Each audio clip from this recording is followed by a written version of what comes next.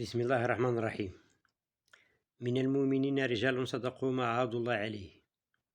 في هذا اليوم العظيم الذي يخلد فيه الشعب المغربي ذكرى المسيرة الخضراء، نطلب من الله عز وجل الرحمة والمغفرة للملك الحسن الثاني برحمته الواسعة، لأن في الوقت الذي تعيش فيه البلاد حزنها العميق التصق الملك الحسن الثاني حياته بالكفاح والنضال في سبيل المشكلة الأساسية التي يعرف بها المغرب، وهي مشكلة الصراع الصحراء.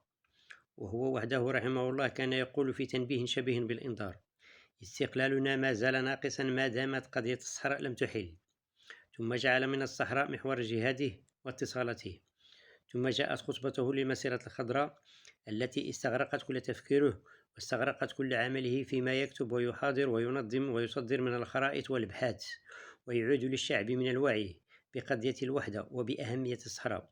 ومن المعروف عليه أن أفكاره إذا خرجت إلى النور تحتفظ بأصالتها حتى آخر الزمن.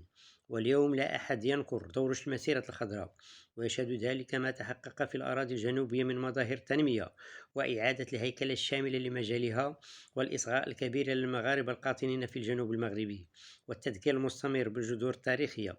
وجسد جلالة الملك محمد السادس ناصره الله هذا التوجه الوحدوي في زيارته الميمونة لمدينة العيون بخطابه الشهير، حيث قال جلالته: ومن ثم كانت تلاحم المغاربة قاطبة حول قيادة العرش لخوض معركة استكمال وحدتهم الترابية غير المنقوصة، وتشبثهم القوي بهذه الثوابت المقدسة من شرعية تاريخية ودينية مستمدة من البيعة، وسيادة وطنية كاملة، وإجماع وطني راسخ حوله.